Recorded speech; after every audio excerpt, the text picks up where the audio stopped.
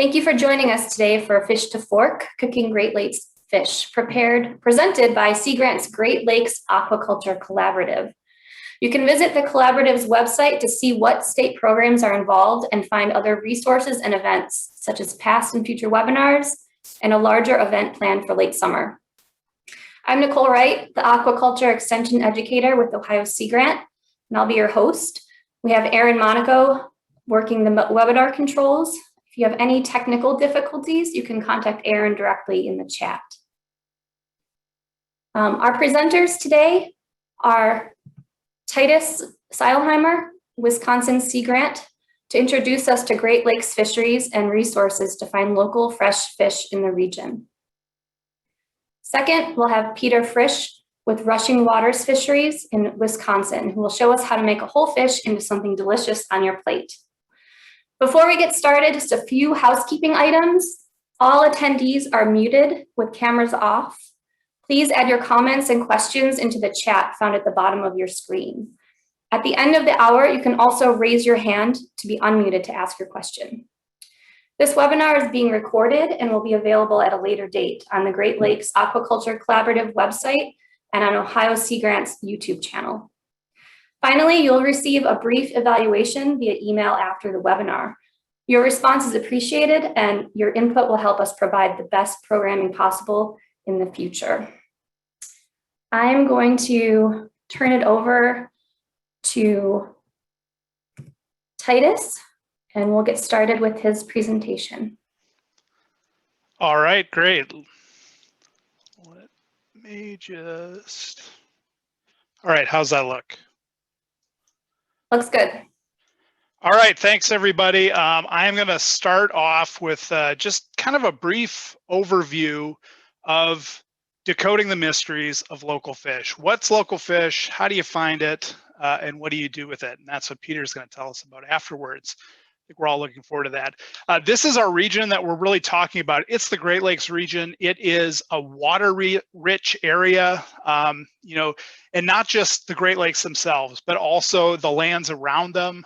We've got lakes, we've got rivers, we've got groundwater, and I think that really makes the Great Lakes states and the Great Lakes region a really important area for producing local fish, whether that's farm raised, wild caught, or if you go out and catch your own fish. There's lots of opportunities here, and that's what I'm hoping to talk about a little bit. Also, a lot of complexity here. We've got 8 different states. We've got 2 different countries, the US and Canada. We've got the province of Ontario in the region. So there's a lot of different things going on when you start thinking, what is local fish? And that's what I'm going to touch on. There's also really a long history of the Great Lakes region and fish being connected. So as long as people have inhabited the shores of the Great Lakes, fish have been a really important food source. If you think, you've just survived through the winter, it's been cold, the food stores are running low. What happens in spring? Well, the fish arrive, the spawning runs, things like walleye, sturgeon, suckers, coming upstream into shallow areas, and it's really kind of this bountiful food source right when you need it. And there are lots of evidence, just thousands of years of tribal fishing in the Great Lakes, harvesting things like walleye, sturgeon, whitefish, lake trout. And as Europeans arrived, as the Great Lakes were settled from the east by the new country, Canadians, Americans, the Great Lakes continued to be an important food source, providing food both for the growing region, the population in the Great Lakes states, but also sending food back to the east and to the East Coast.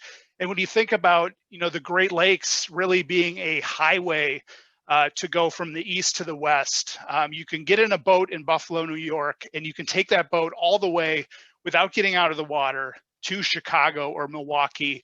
So hundreds of years ago, that was a really great kind of super highway, if you will, moving people from the east to the west, long before, there were really high quality roads, before the railroads. The Great Lakes have really transported and been a way to move fish around. And that fish also went the other way, back east. And as Things like canals were built, the Erie Canal connecting the Great Lakes to the Hudson River, and then to the East Coast, even more connections. And we continue on to today. Fish is still a really important resource in the Great Lakes states. And there's a lot of different ways that you might encounter fish today. Commercial fishing is one of those opportunities. So what we're talking about with commercial fishing, it is people going out, being licensed to harvest fish, wild fish in the lakes, and to then sell those fish. That's the commercial and the commercial fishing. Picture here, Charlie Hendrickson, out there on Green Bay, fishing for whitefish with a commercial trap net. Other types of gear, gill nets are used, some trawls, some seines, but trap nets and whitefish are a really important part of our Great Lakes fishery. What are some of the fish species you might see? This is sort of the top couple different species. Lake whitefish on the top, very valuable and tasty fish. If you're in the Ohio area, or if you're familiar with Lake Erie, things like walleye, perch, important commercially caught fish species. We've got the Cisco or lake herring, lake trout. We've got rainbow smelt, a non-native fish to the Great Lakes, but tasty for a fish fry. And then just one of my kind of personal favorites, the burbot, which is actually the only freshwater cod. Very niche, very small opportunities to get that, but if you see it, that's what it is. It might be called a lawyer. So if you see fried lawyers, try them out. There's also the recreational harvest. Going out and catching your own fish is an opportunity that lots of people undertake. The $7 billion fishery in my slide here, that is just kind of the $7 billion that the Great Lakes fishery provides. That doesn't even include all the sort of inland lake fishing, river fishing, stream fishing. There's just a ton of interest in catching fish throughout the region. So that's another way to get fish. You might be going after salmon, Pacific salmon, rainbow trout, brown trout, lake trout. Also, again, our friends, the walleye and the perch, muskies, smallmouth bass, largemouth bass, panfish. There's lots of opportunities to catch all kinds of different fish throughout the region. And then, of course, fish farming or aquaculture. That is growing fish in a controlled environment for producing fish or for stocking ponds or other reasons. And the graph here, I don't have many graphs, and that's out of character for me, but I think this is an important one. It is showing kind of in the orange there, that's globally the wild capture portion of the fishery, and that has been sort of plateaued out for several decades now. And when we look at seafood production globally, aquaculture has really been, that's kind of the growth area. That's where there's growth opportunities.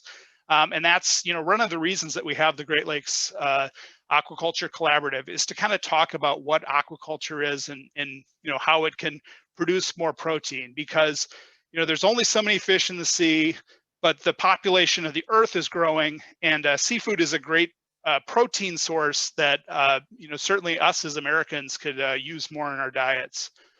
And just some pictures I grabbed off the Midwest fish, which I'm going to talk about later. Some of the opportunities for species you might see in a farm-raised environment: bluegill, Atlantic salmon. Those are, you probably heard of those fish. But then we get into something like the white Pacific shrimp or Nile tilapia. Those are, definitely not a local species to us in the Midwest, but they are being grown. Things like tilapia are often used in aquaponics settings where you're using the fish to produce the nutrients to grow greens like lettuce or herbs, and then kind of clean the water up. So it's kind of an interesting setup there called aquaponics. We also have yellow perch and we have rainbow trout. And,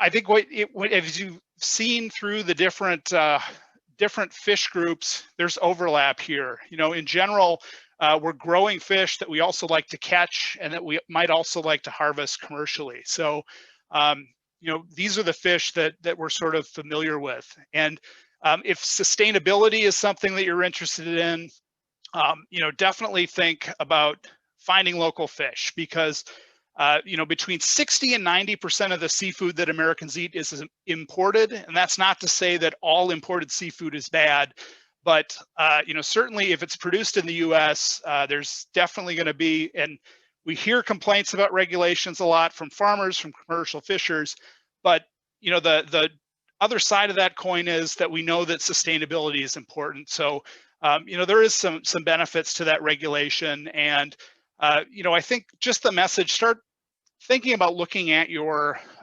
packaging and seeing where your seafood's coming from, and just being more aware of that. So I think hopefully I've planted the seed that there's a lot of options here with fish and eating fish. What about finding fish? How do you make that happen? Where is this local fish? So, I think the first place you can try, you're already going to the grocery store. Maybe you've been, pushing past the seafood counter. You haven't really looked that closely. Check it out. See if there's local fish there. You might find locally farmed fish. You might see some wild caught fish in that seafood counter. The fresh stuff. Also take a look at the frozen fish too. There's going to be some good domestic options and maybe some local options for that frozen fish as well. And if you don't see it, if it's not there, ask them. Say, hey, can you get me some locally produced rainbow trout? Or I want some Great Lakes whitefish. Can I get any of that? And they may be able to help you with that as well. Another option is going right to the farms or the commercial fishing operations, and that is, these fish shops. If you're a commercial fisherman, there's a lot more value to be made and money to be made selling the fish directly. And so, like Halverson's Fisheries in this picture, up on the northern end of Wisconsin, fishing out in Lake Superior. You can go to their shop. It's right in this warehouse. You can see the boats to the left there. So they're going out right from where you're buying the fish. That's how fresh the fish is. And fish farms may have similar type shops, or even just a way to pick up some fish. You can let them know, hey, I need this many fillets. And they can tell you, okay, come in on this day and we'll have them ready for you. And this is a rainbow trout I got locally to me.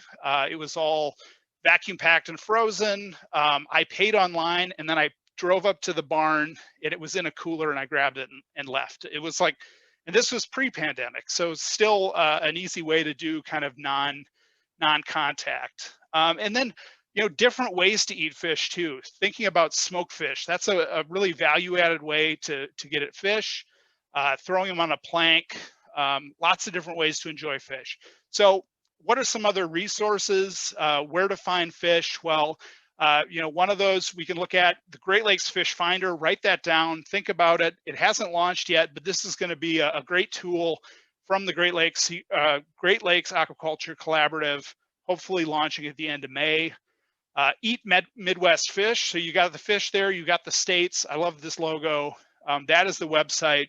And this is food fish, farm raised in the Midwest states. And if you go to the website, lots of great information. What are the species? Where can I find them? What are some recipes? How do I prepare them? So, it's a broad overview of how to enjoy this local fish. And that's regional. We also have some great state-specific resources.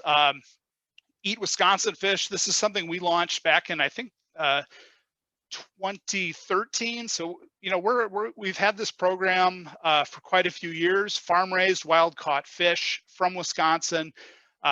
Eat Midwest Fish has borrowed a lot of our kind of ideas here, which is great. But we've got, what are the species? Where can you find them? Who are the producers? I think there are lots of great stories here about who's producing the fish and what it means. Recipes, we've got, some great tasty recipes. We've got some great videos on cooking, these things, and some blogs and some other resources. Michigan Sea Grant over in Michigan, they've got a freshwater feast blog with a lot of different, both farm raised and wild caught recipe kind of stories. They've recently teamed up with Taste the Local Difference. So these kind of map-based niche food things, if you're hitting a brewery, you might as well hit a fishery too, and they've got farm raised and wild caught fisheries there. And then the Great Lakes Fisheries Heritage Trail. This is something that I've been involved with as well for a number of years, putting a lot of pins on maps, engaging the history of the fisheries in the Great Lakes and getting out there and trying some of these different fish. Why not make fisheries a theme of your vacation? Hit a lot of different fisheries, hit some fish farms, eat some great food, see the Great Lakes. It sounds like a wonderful way to spend some time. And then finally, you know, if you want to explore your area, just use your kind of preferred map search. And for me, I'm in Manitowoc, Wisconsin. I put in fresh fish. And you know, for that, I've got several different options. Some fish markets on the coast. Those are, you know, probably a lot of wild caught fish. There's you know, other options. You're going to need to do a little more research here. You might find something that you want to go see. Check out to see if they have a website. That usually gives you more information, whether or not they have kind of a retail way to sell fish. They may not even sell kind of food fish to you. So, you know, you need to be a little more research there, but I think it's fun to kind of learn your area and maybe support some local food sources. And then, you know, over the last year or so, with the pandemic, with lots of things shutting down, a lot of, you know, different fish options have shifted to online retail, lots of different options now. So I think this is probably a good time to, you know, try out some new stuff, maybe go out, check out a fish farm, commercial fishing operation. So that is sort of my charge to you, to find and try some local fish. It's going to be different depending where you're at, but I think you can get lots of interesting stuff to try out. So that is my whirlwind tour of local fish in the Great Lakes. Thank you very much. Thanks, Titus. We do have one question, but we're going to save that till later. We're going to turn it over now to Peter, who is going to be showing us the fish. All right. Hello, everybody. Hopefully everyone can hear me. Am I good to go? Good to go. All right. Well, thank you. That was some interesting stuff from Titus. Yeah, my name is Peter Fritsch. I'm the president, co-owner of Rushing Waters Fisheries.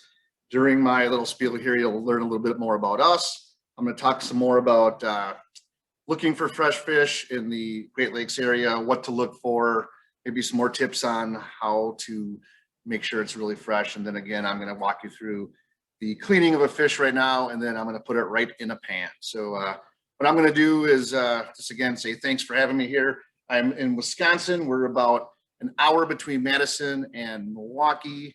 We're right in the Kettle Moraine State Forest. This is going to be our little friends here. I got a couple fish that were just cut today for 28. We raise rainbow trout, hatch on site, all the way from egg to harvest. Again, these were harvested about an hour and a half ago. So I know they're fresh, but I'm going to walk you through what to look for when you're at a seafood counter. One tip, if you see my name on the bag, it's pretty fresh. But I'm going to move the camera now. We're going to walk through these fish. And then again, during this, I'll have some little pauses while we wait for pans to heat up and things. And I'll talk more about the farm that we're on here and my beautiful guests of honor. So, all right, I'm going to move the camera here shortly, just for a second. Oh, actually, I forgot one thing too. So the disclaimer, I am a fish farmer. I'm not a chef, but I'm going to put on my chef coat. And when you do that, you magically become a chef. And it's amazing how people will take you more serious. So again, I'm going to just get kind of into full character here, and it does help. So that is the first thing to do. All right, number 2, camera to the cutting station.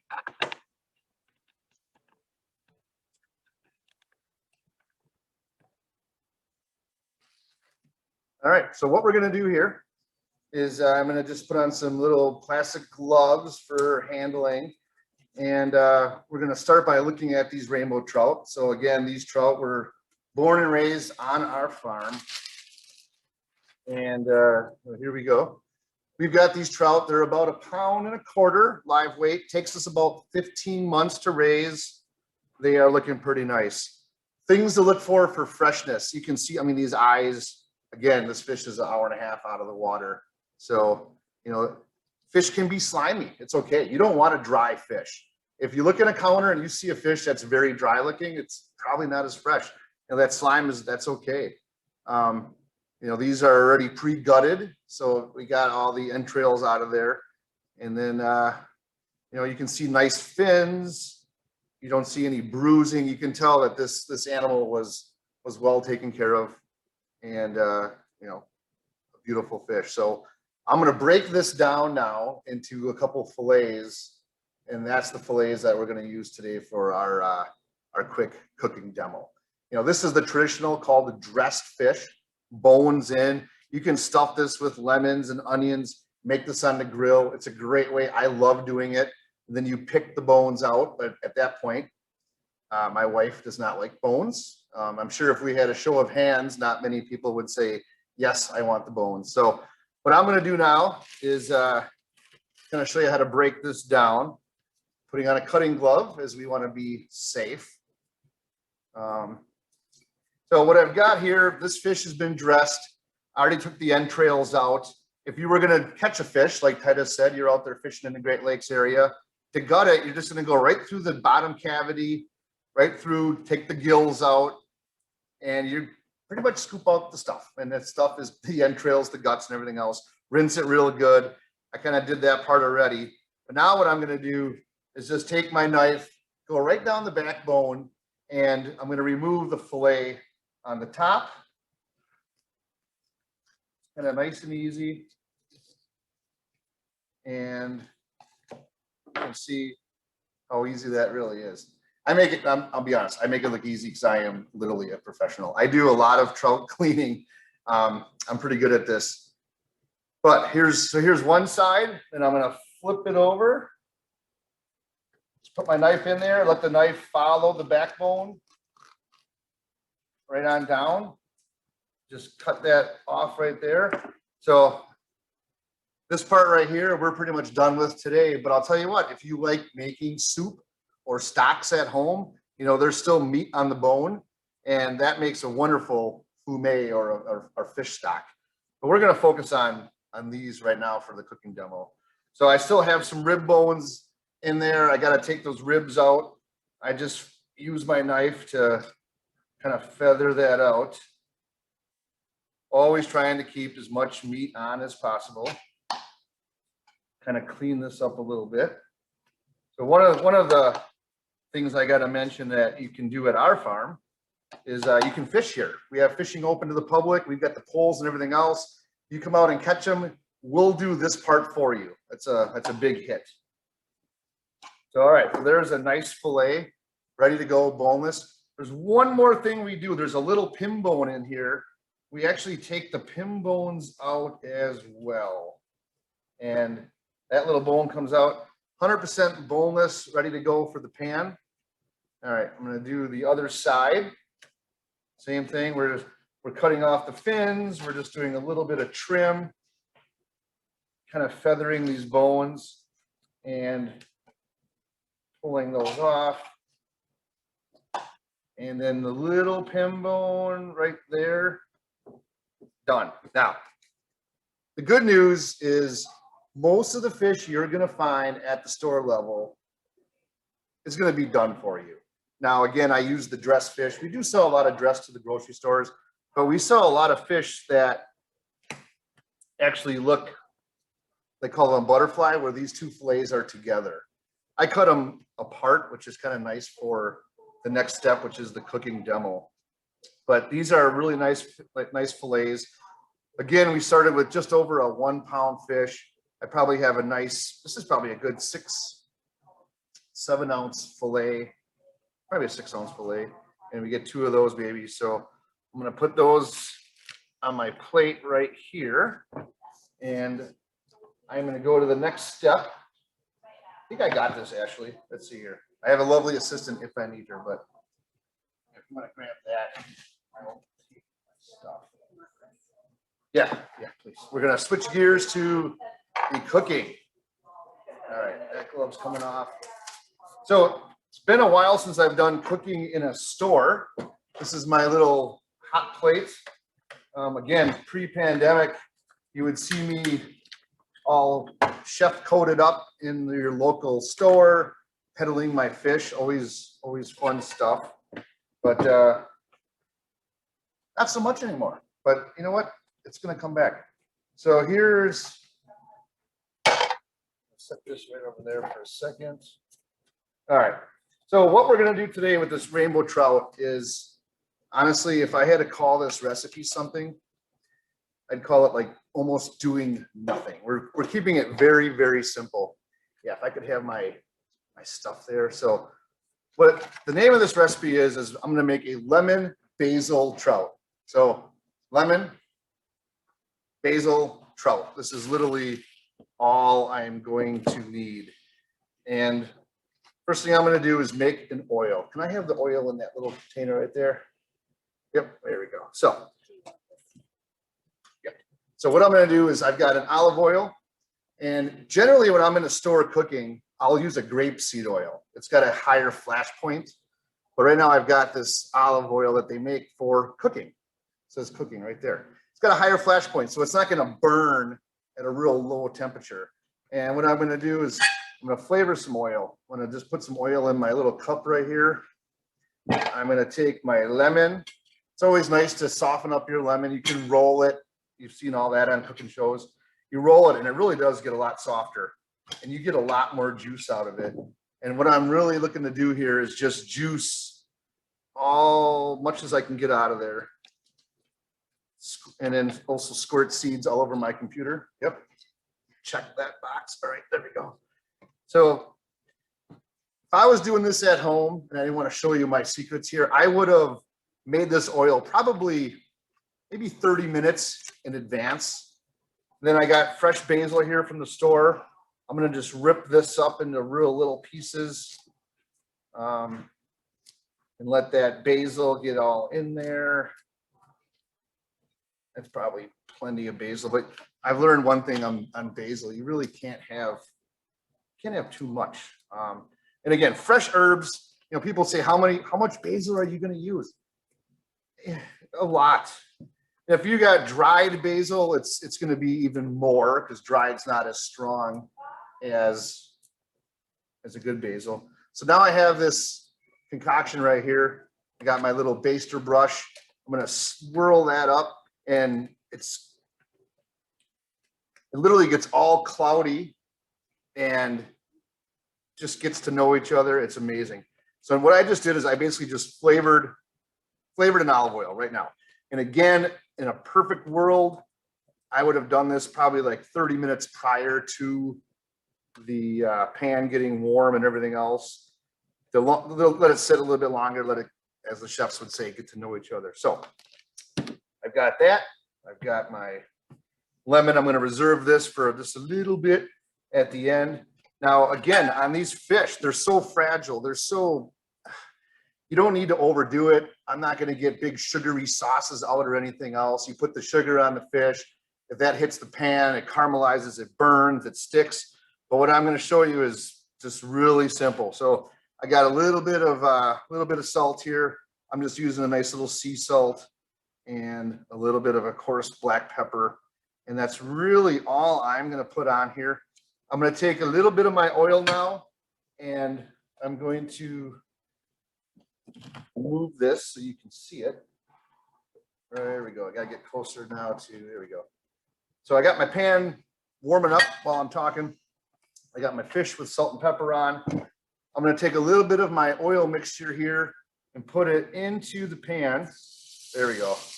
Hopefully you can hear the sizzling. And I gotta tell you, it smells like basil and lemon. It's pretty amazing. So I've got my pan going. It's nice and warm. It's on a medium heat. I do want to sear these pretty good. And I am taking my fish. So far, again, I've done almost nothing to these fish. Salt and pepper. And I'm going to lay them flesh down in the pan. I want to sear the meat. So I got these flesh down in the pan, giving a little sear. I can actually turn my heat up a little bit. And I'm going to just give those just a minute or two here. I can tell you a little bit more about the life cycle of this fish. So, you know, right now, again, I'm standing on site, actually live from our Trout House restaurant.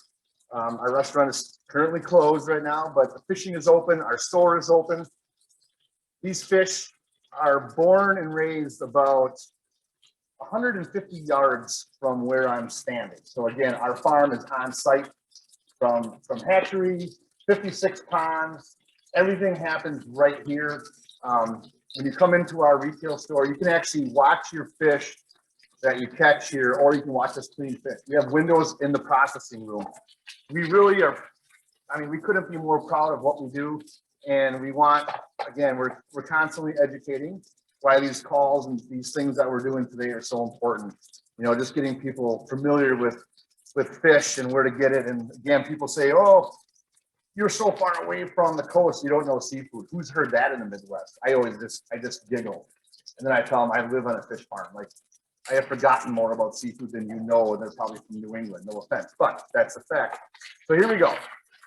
These fish here, they're just kind of getting a nice little sear on them. Another minute, so I'll tell you one more thing that makes our farm really special.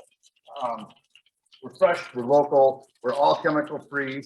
You know, and what you're going to find with aquaculture out there is, you know, again, everyone is pretty much doing the right thing. You got to do your homework. You got to look at every farm is a little bit different, but one thing we do here is just all natural from egg to harvest. Everything is done, you know, by us. We've got weeds and algae in the ponds. We've got natural bugs in the ponds. That's really what we do, and that's what we believe in. And I'll go into some more of that towards the end when we have more questions. But so right now, we're probably just about there. The one thing with these trout, and this recipe, obviously, you could do this with a walleye, a whitefish, any of these fish that Titus was talking about. I'm doing trout, you know why. So I'm going to give these a quick flip.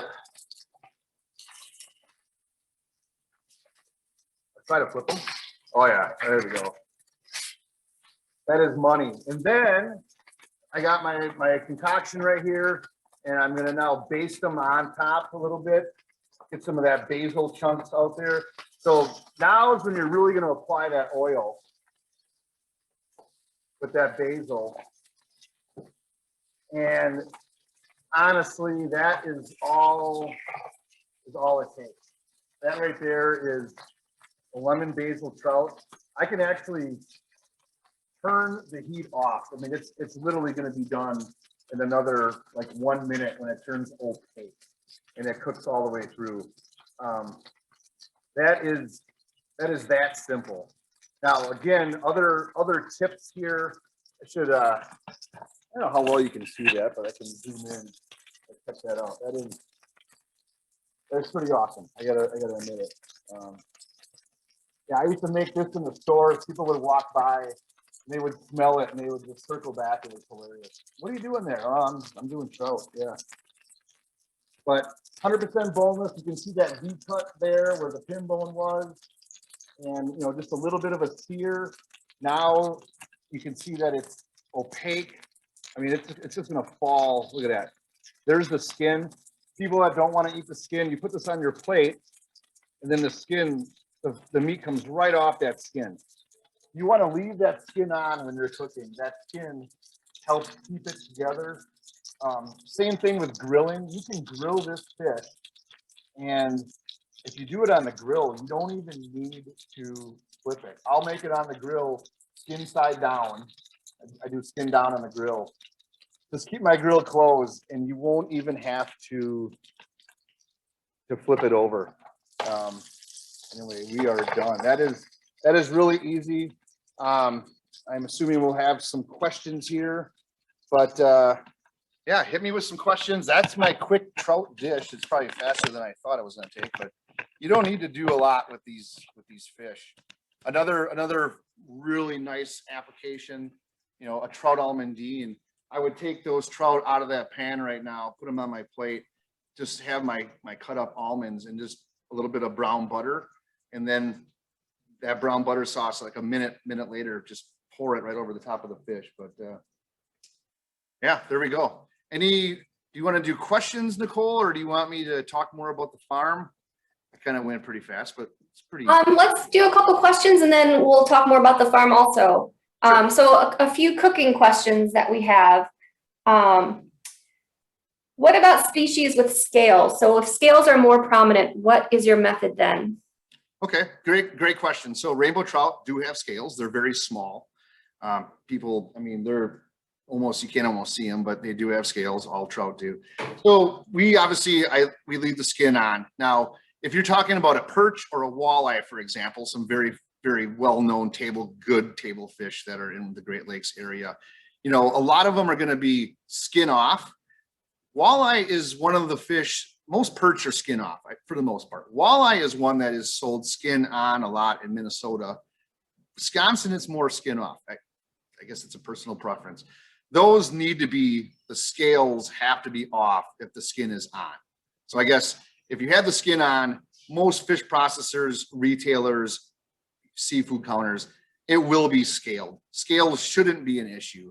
If you catch a fish out of the Great Lakes, say it's walleye and you fillet it, I personally skin mine. I take the skin off and the scales. The reason I do it is that's how my wife does it, and she's the boss. So good question. Okay. How do you get the gills out? You know, those gills, sharp little, you know, the gills are literally attached to the entrails, right to the, you know, like I guess everything goes through the gills. That's how they breathe. So the main blood goes through the gills. That's why sometimes if you're watching a fishing show or something, or you catch a big salmon, you want to bleed it out, you'll cut the gills right at the base. And actually, you know, here's my fish in a bag. You know, right here, you can see where the gills are missing.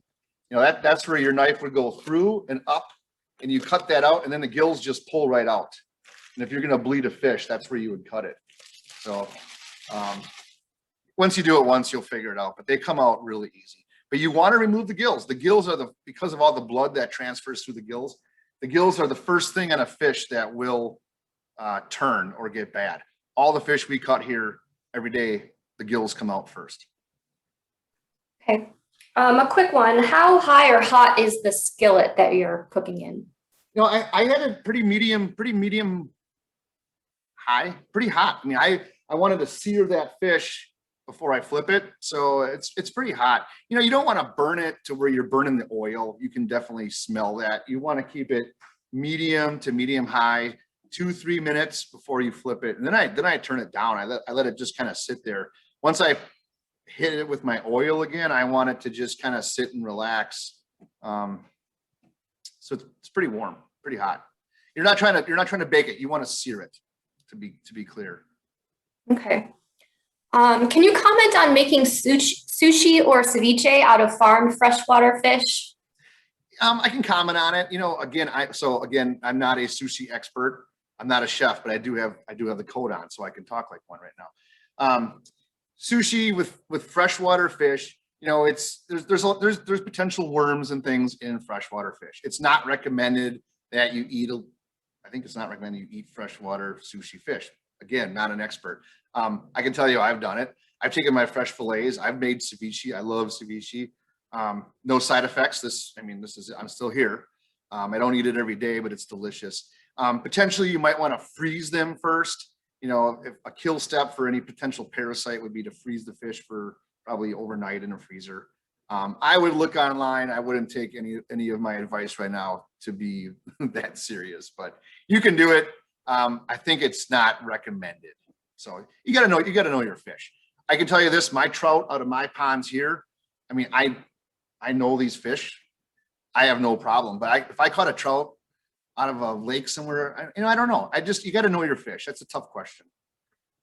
Okay, we can get more information about that and get that out to folks too.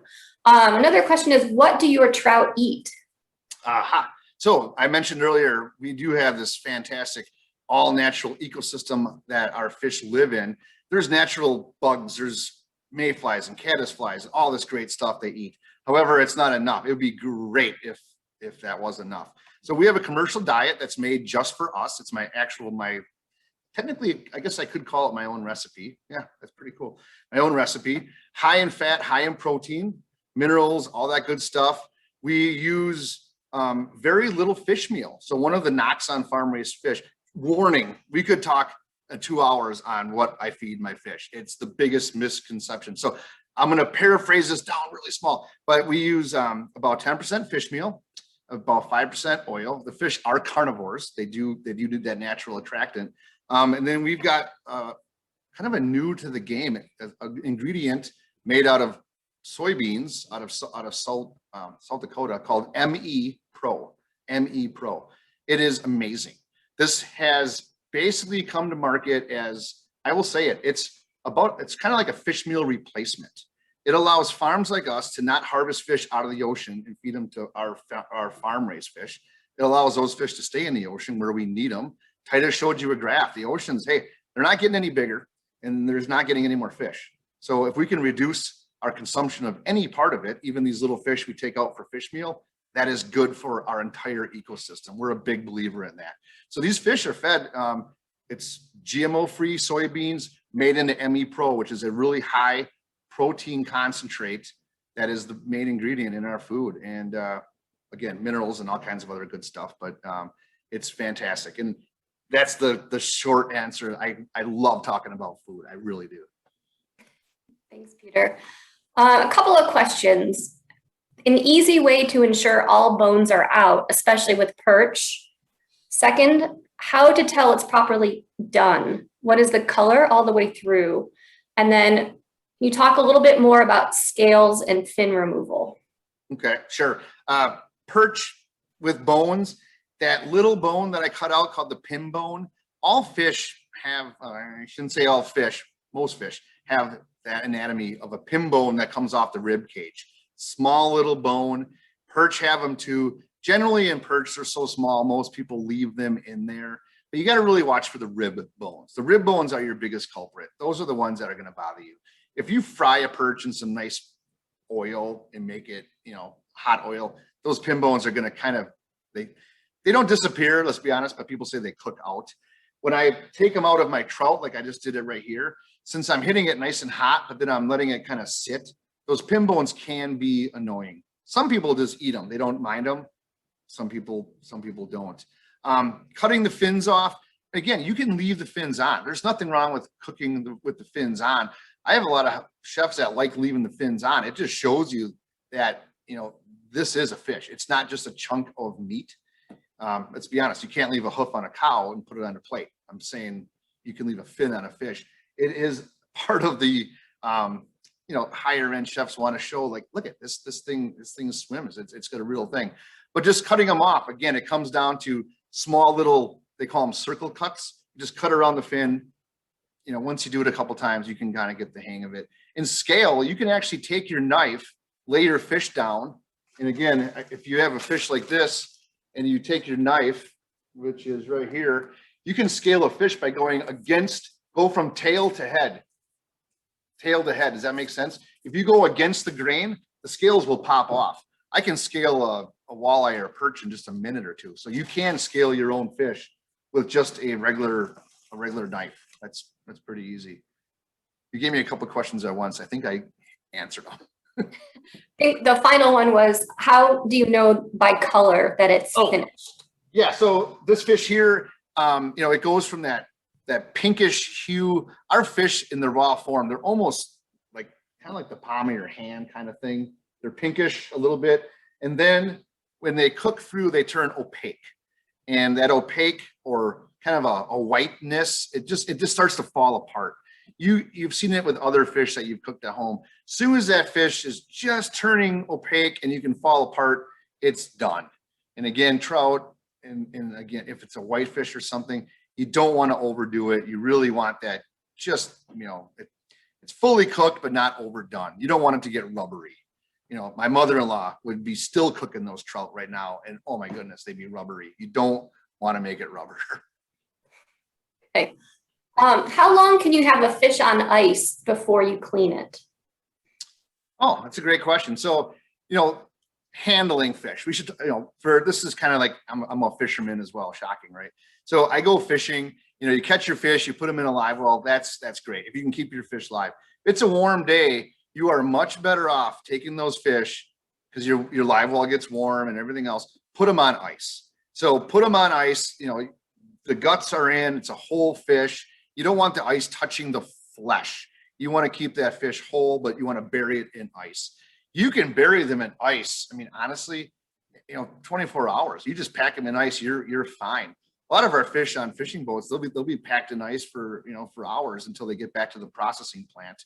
But ideally, less is better. At some point, you want to take the time to break down that fish. You don't want any of the internal organs to sit there too long. We ice our fish here for about 30 minutes prior to slaughter. And the reason we do it for about 30 minutes is we just want to make sure those fish go from our 50-degree water, and I want them at 32 degrees. They fillet better. They stiffen up a little bit. The meat gets easier to work with. So I want them to get cold. It takes roughly 20 to 25 minutes to do that, but you can ice them for quite a while, but not too long. Only as long as you need to get them back and break them down. That's my recommendation. Okay, we're going to bring Titus back in. We still have a lot of questions for both of you. So a question for Titus. If you want to expand upon a question we had, why do farmed fish get a bad rap? Oh, that's a good question. I think a lot of, and Peter has lots of answers. He could probably fill the rest of our time on that, but there are generally stories get in the news, and people remember those from 20 years ago, and it's not always factually based. But yeah, and I think people just don't really know what it is. They don't know what's happening, and yeah, I think more information is better. How about Peter? What do you? Titus, you hit the nail on the head. It's the misinformation. Operating a retail store here, somebody reads something, somebody heard something, someone told I saw it on Facebook. They think it becomes gospel, and it's like, whoa, and then they come in and they have this blatant thing. Everyone's different. Again, you got to know your farm. You got to know where it goes from apples to oranges. Everything you buy, people now are well-educated consumers. People have fully accepted that our beef, our chickens, our poultry, pigs, things are coming from a farm. And let's be honest, at some point, someone drew the line in the sand and said, oh, not fish. Well, it's seriously, like, people are like, oh, I only eat organic. Yeah, you eat, and then they say, oh, you free-range chickens. Oh, I have free-range fish that are swimming in circles beautifully, naturally in my ponds. It's still a farm. Your chicken is still a free range. It's still a farm bird. So again, we could talk a long time on this, but the answer is people just have some misinformation. We do a lot of tours. We do these. That's why these are so important. You got to get out and see it. And now, again, I mentioned we have windows in our processing plant. We take people on a tour of our farm. One of my best tours I've ever gave that I was really nervous on, I've been doing this 24 years now. I gave a tour to a group of members of PETA from Madison. Yes, they came out. At the end of the tour, they literally said, we do not like what you do, but we like how you do it. Think about it. Everything we do here for these animals is all about the care and the husbandry of these animals. And fish farming gets a bad rap because, nowadays you can take if you go down on my farm, which is open to the public, for example, you're going to find a dead fish. I'm sorry. I got 700,000 fish down there. You're going to find one that was injured by a bird or something. If you take a picture of that fish and put it on social media and say, look what I saw at this fish farm, that looks bad. So think about that. They don't take a picture of the other 699,000 happy fish. So just one food for thought. Yeah, and I think the complexity with seafood, just in general, compared to things like, beef. You go to the grocery store, you see beef, you see chicken, you see turkey, but you go to seafood, a seafood store, and there's 30 or 40 or 50 different varieties, and that makes it a little more daunting to people. And I think what I really liked about your recipe that you cooked today, Peter, was it's simple. It's something that you could, if you have the fish in your fridge, you could just throw that together. It doesn't have to be like a 3-hour-long process to do this elaborate meal. You can just throw that in a pan, some oil, some herbs, some lemon, salt and pepper, and you got a meal. So great stuff. Great, thank you both. There's a question about farm raised versus wild caught fish. And Can you comment more on the diet of the farm-raised fish as it pertains to eating quality and comparative to wild versus hatchery fish? I'll make a stab at that. So I mentioned a little bit about the diet that our fish have. They're eating fish, they're eating some fish oil, but it's also the other supplements. Wild fish are eating insects and other fish. It's one thing I've learned is I don't compare the two. The two are different. By the way, I buy a ton of Alaskan sockeye and coho here. We smoke it, we make burgers. I'm a huge fan of Alaska. I've been there. It is amazing. However, there's not enough Alaska for everyone. So we got to treat it we got to really maintain that resource. But it's fantastic. The mouthfeel of a sockeye, it's fantastic. It doesn't have the fat complexity of a farm-raised fish. If I was cooking a sockeye, I barely cook it. I mean, talk about sushi, that's my sockeye. I barely cook it because it's so lean compared to a farm-raised fish. It's a different feel. It's a different fish. So they're both fantastic. You can't, that's one thing we shouldn't do is compare them. But one needs the other. One of our mottos is eat farm, save the wild. We need, again, the graph that Titus showed. So it's not as one better than the other. They're both have great options. And I think that's one of the biggest takeaways is, hey, we all got to work together. We got to literally feed the world. That's a whole nother topic. I'll let Titus make a comment there.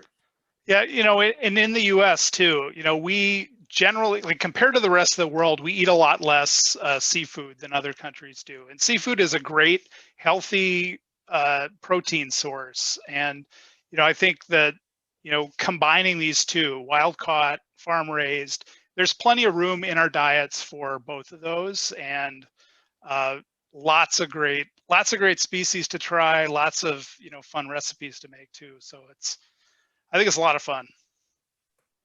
Okay, related to that, should I be concerned about PCBs, mercury, or other contaminants if I buy fish from a fish farm? Oh, I love this question. So should you be concerned? Very, very little concern. So fish farms, we're testing our fish. I can tell you, like in Wisconsin here, it's just only once a year for our Department of Ag that we do tests.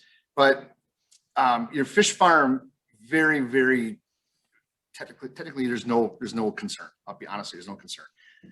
Wild fish, there's hardly a concern, except for there's a few species. You have to think about bioaccumulation.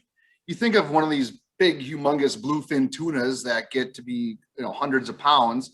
Well, all day long, they're eating little fish. If every little fish has 1 little part per million of mercury, and they keep growing and growing, and it's called bioaccumulating. If I catch a humongous lake trout in the Great Lakes, I'm going to take a picture of it. I'm going to probably let it go. These older fish that are bigger can bioaccumulate. But again, there's this old kind of an urban legend that mercury comes from fish. I swear, it's this amazing urban legend. Again, misinformation. However, very safe to eat. Watch the levels. Again, there's a lot of information out there that you can read, but most people aren't going to have any problem with mercury or PCBs from fish. Yeah, buying wild caught fish, the FDA is, there's limits on, contaminant loads in the fish that you're buying at the store. You do need to be probably aware of, where the fish is coming from, because, certain places have, like more PCB concern in a fish coming from Lake Michigan compared to a fish coming from Lake Superior. So I think being aware of it is something you've got to learn a bit more, and but eating the right amounts and being healthy, you could do it. Yeah. Hey, one quick thing. Think about this: the two countries in our world that have the highest life expectancy are also the two countries in the world that eat the most fish. They're not dying from mercury poisoning, folks. Norway and Japan. So it's hard for us. Like Titus said, we eat so little seafood. When someone comes to my store and says, "Oh, I'm afraid of mercury," you're not even close. If you start eating thousands of pounds of fish like Norway and Japan, first of all, you'll live a lot longer. Maybe you'll have a problem, but guess what? You won't. So check that out. Google it. I think it's still true. They're the two countries. Yeah. Okay. And I did add a link in the chat to one of the pages on Eat Midwest Fish. It does have an advisory page for wild caught fish for consumption advisories. I'm going to throw two questions out at once. One is a quick, what are your recommendations for selecting a knife? And then another sushi question. Could you explain sushi grade? Is that something that farmers could provide due to the natural rearing environment as well as freshness? All right, well, I'll go with this with the sushi comment here. Got some sushi lovers out there. It's great. So sushi grading. I was actually in Honolulu last year. I went to the famous Honolulu fish market. There are people who are paid a lot of money to grade sushi tunas. I mean, they drill the core and everything else. So that is an art I can't speak on, but I can tell you it's there. Can a farmer grow a sushi grade? I want to say so. I mean, there's no sushi grade for trout. I'm not an expert. I can't really tell you, but there are grades that are out there, and there are some individuals that are highly trained professionals that do it. So I might not be able to really answer that one. I don't know if Titus can either. It's tough. That's out of my area of expertise. Yeah, I mean, there's people doing it, but I can tell you this: farm-raised fish can be grown pristine as possible. I don't know if it's sushi grade because I just don't know the parameters, but sorry. Okay. And then what about recommendations for selecting a fillet knife? Oh, fillet knife. It's got to have a little give to it. We here at our farm, we use, this is a 6-inch boning knife. It's got a little flex to it because you want to be able to bend with the rib bones. If you're going to do a bigger salmon or something, you probably need to get a little bit longer knife. But this knife would take care of your perch, your walleyes, whitefish, most of your Great Lakes fish. Dexter makes some really nice knives. But again, you can go to a sports shop and get a nice Rapala fillet knife. It'll do just fine. Learn how to sharpen a knife. That's the key. Learn how to sharpen a knife. Great, thank you. Are the rules or laws for commercial farm fishing different between Wisconsin versus, say, Michigan? And if so, why, since it is the same Great Lakes? And I think maybe that's an opportunity to talk about how aquaculture is done a little bit differently in the Great Lakes than, say, our other coastal environments, and that we're not doing it in the lake itself. One of you wants to take that? Yeah, I can just briefly comment. There's a little in-water fish farming happening in Lake Huron on the Canadian side. So that's really the only kind of in Great Lakes fish farming. But other than that, it's all kind of inland. And it all varies state by state. Each state has its own, kind of food safety, natural resources, farming, kind of Department of Farm, and they all have slightly different regulations. So it can be complicated. Yeah, I think Titus is right. For example, Wisconsin compared to Minnesota or Michigan, transporting live fish across state lines, there's a little bit of differences. The rules governing how you raise your fish in the state are pretty similar.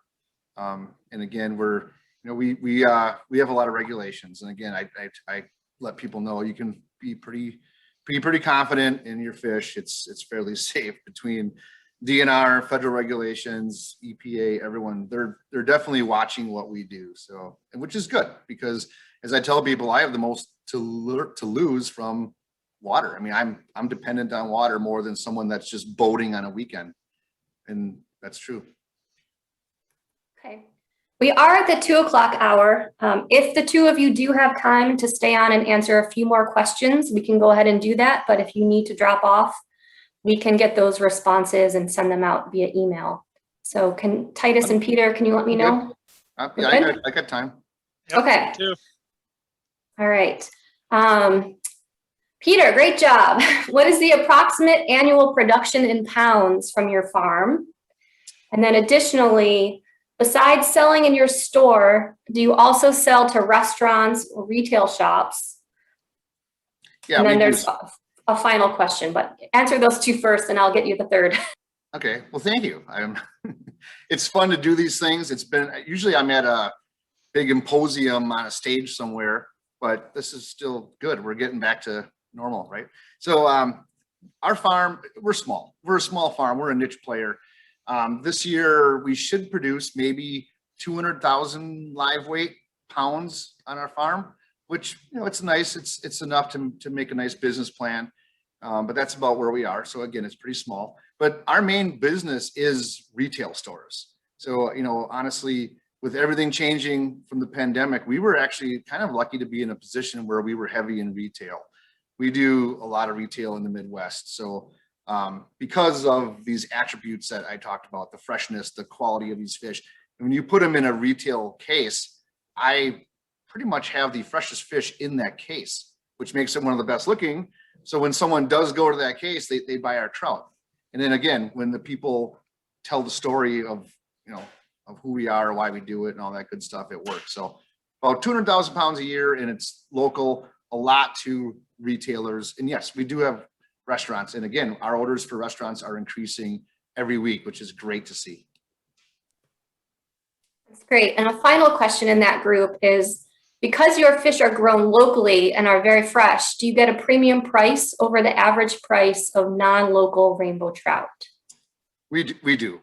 I mean, and that's the name of the game. We do have, quite honestly, we say we have the best rainbow trout available on the market. I stand by that. You're going to pay more for it, but again, you're paying for that just little bit of quality assurance, knowing where it came from, how it was handled, all the steps in between. Again, you can watch them being processed from the windows in our retail shop. So I say it's kind of like steaks. There's a lot of steaks out there, for example. But if I ask you what your favorite steak is, it's probably not a round steak. There's a lot of trout out there that I call round steaks. We are the filet mignon. Sorry, I'm a little bit biased, but. Okay. I live near a great Japanese market that has a lot of different fish. What are some options to start looking into for someone that's used to Midwest and Great Lakes fish? I don't know if I understand the question. Sorry. Maybe if they're looking at what other fish potentially are farmed fish that they might be able to find at that market. I'm not certain either. If you're still on and you want to clarify that question, that would be great. It may be more unfamiliar species that they haven't seen before. So yeah, a lot of different species not familiar with eating. I think pick some out, do a little research on them. If you've got a cookbook, general cookbook may have them in there. I mean, the internet can be hit or miss, but figure out kind of the general type of the fish. Is it fatty? Is it lean? And you can cook it the way you would cook just any other fish too. So yeah, I think roasting always works, and put it on the grill. Yeah, and honestly, like what Titus just said, is kind of take a chance, enjoy it. Like, when you go to the aisle of meat, again, be honest, pork, chicken, beef, and then you got 30 cuts of each. Fish counter, you could have 20 species in there.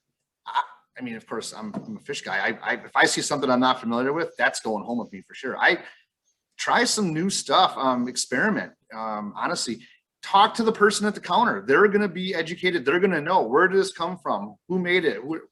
Ask those kind of questions, but take a chance. Life is about doing that. It's fun. And you're going to be amazed at some of these fish. People eat my trout. They're like, oh, we eat salmon all the time. Then they buy trout, and then they're like shocked. Like, I can't believe it tastes so good. Well, yeah, I know it tastes very good. I raised the stuff, but anyway, try it. That's my advice. Go for it. All right. So we have been talking a lot about Wisconsin, Michigan, and other states, and not necessarily about Ohio specifically. And even we had a question from Western New York.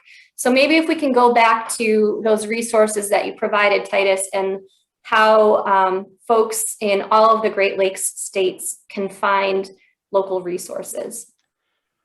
Yeah, sure. Eatmidwestfish.org. That's the And I think the question from New York was that Eat Midwest Fish did not touch on New York because of the way our states are divided up regionally, and New York's actually in the Northeast region for this aquaculture center. But the Great Lakes Fresh Fish Finder, which we're hoping to launch late in May, will hit New York, and that will be a resource to find local fish in those other regions too. So, I think both of these have map tools. You can, open up the fish finder and it'll show you local fish to wherever you're at in this region. And, also if, do some research online, you can find local fish farms or commercial caught fish, which may be harder in Western New York, but. Great, thank you. Or call you, Nicole, because you are the Ohio aquaculture expert. So that's right. You can always contact me at write.1128@osu.edu, and I can help you out. And I also mentioned the Great Lakes Fresh Fish Finder will include a couple of folks in Vermont as well, because we also include Lake Champlain in that. Okay, just a couple final questions here and then we'll let you guys go. Let's see, not farming fish related, but can you discuss bycatch and what would be bycatch in the Great Lakes? I don't know if that's either of your specialties, but.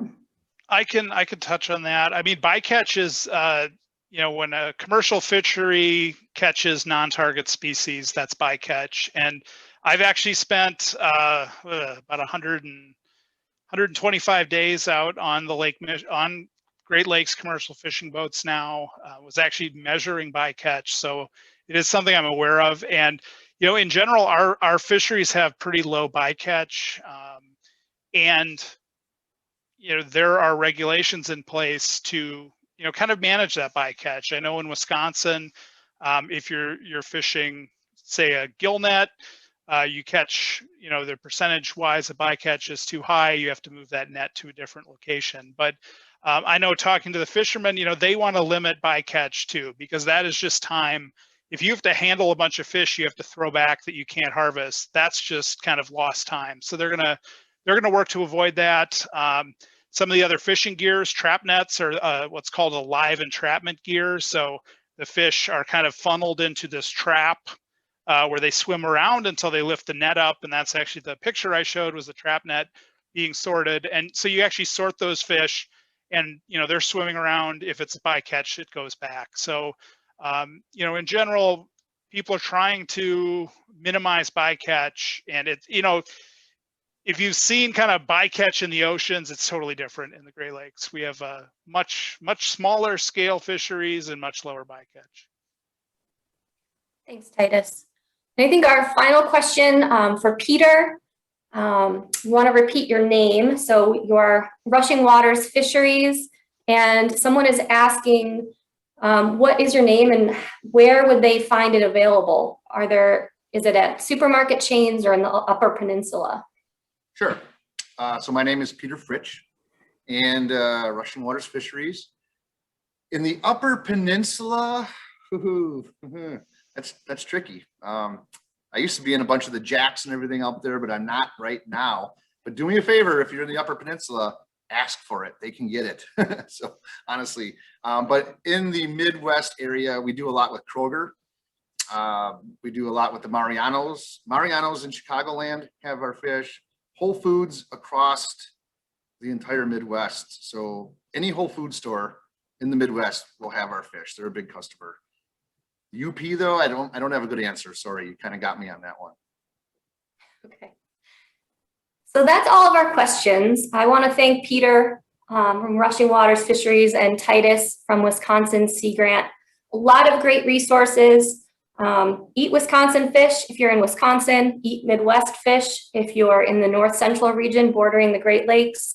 And coming soon, Fresh Fish Finder, in addition to a multitude of other resources that we've talked about. So we will send out some of those along with the recording at a later date. And we will also be sending out an evaluation. It's very brief, but if you could let us know your input, it'll help us build better programs into the future. So we will end there, and thanks everyone for joining us. Thank you. Have a great day. Yeah, thank you. Enjoy that fish, Peter. All right.